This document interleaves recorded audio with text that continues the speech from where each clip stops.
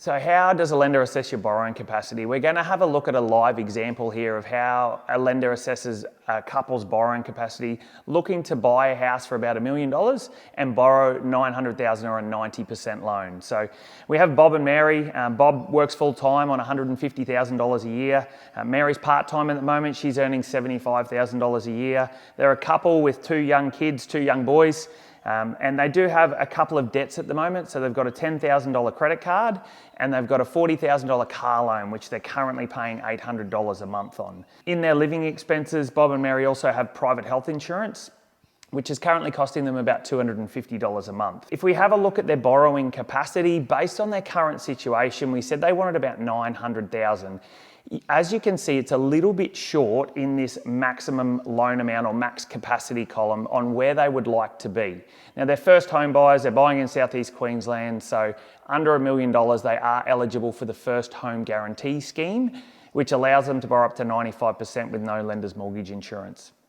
What we're going to do is we're going to have a look at different ways that we can increase their borrowing capacity. So the first and the easiest way to increase your borrowing capacity is to reduce your liabilities or get rid of some debt. Credit cards are a big one. If we cancel their $10,000 credit card, you can see it actually increases their borrowing capacity by about $45,000. Mary also has a $10,000 HEX debt at the moment.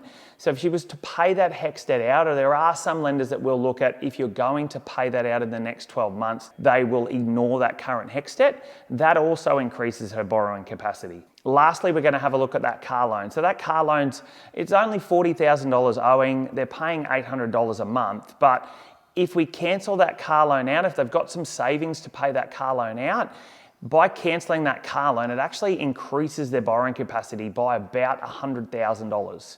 So just by reducing some of their liabilities, looking at options to either close a credit card or close their HEX, we've increased them from about mid-800s max loan amount to about mid-900s, which can make a huge difference when you're going to look at a property. The other ways to increase borrowing capacity, which is a little bit harder than the first, is to increase your income.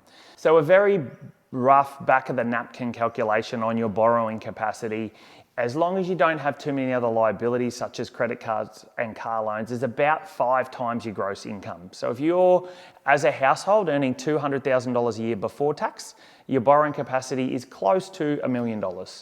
So not exact, depending on how many adults and kids, but it should give you a rough guide of where you need to be.